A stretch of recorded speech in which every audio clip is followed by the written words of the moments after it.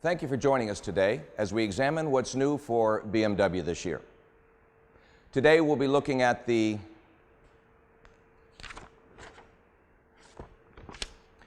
(2012) 650i convertible.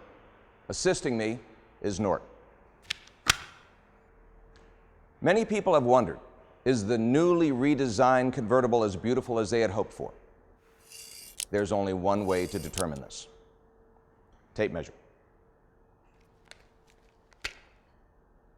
Through measurement.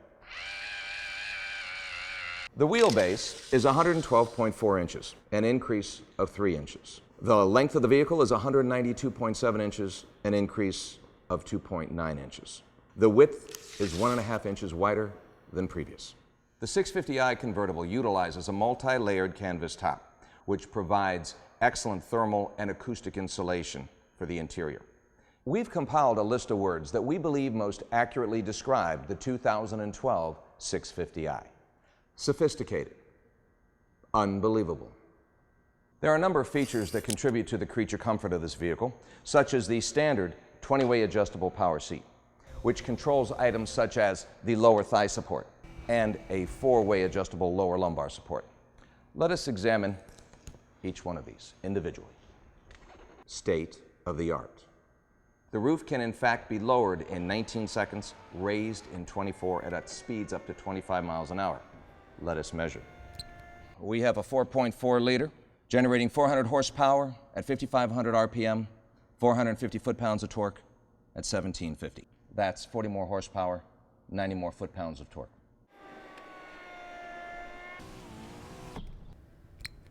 Intelligence. 5. 6. The lengthened and widened chassis system has allowed for more interior space, providing even an additional 1.5 inches legroom in the back. Approximately 16 miles per gallon around town, 24 on the highway. 0 to 60, 4.9 seconds.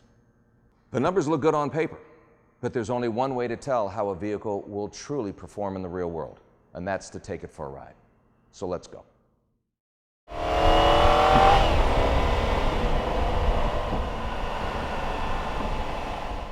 As you're driving the vehicle, you can't help but want to step on the gas and feel that 450 foot-pounds of torque at only 1,750 RPM. I mean, it launches you down the highway, and you have to be careful about that.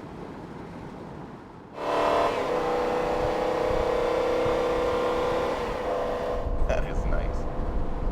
The 8-speed automatic is definitely an improvement over the old 6-speed because it just gives you a smoother shifting pattern.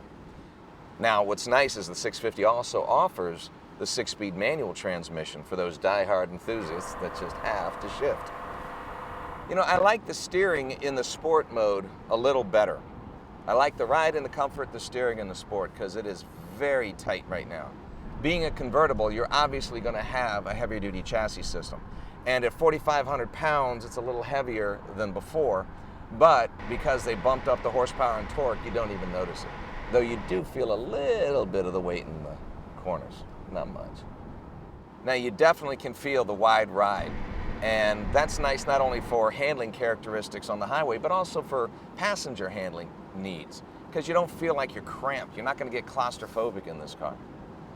You have a 10.2-inch multimedia screen, which is the largest out there.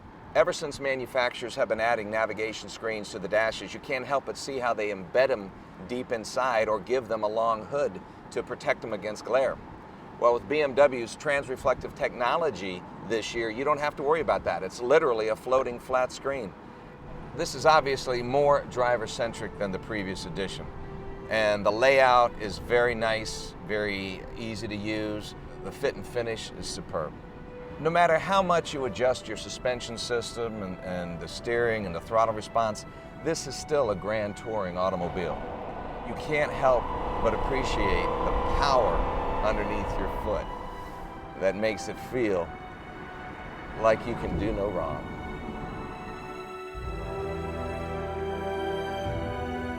This is one nice looking ride, top up or top down. It definitely stands out. Overall, you're looking at more power, more performance, more technology, more luxury, More BMW.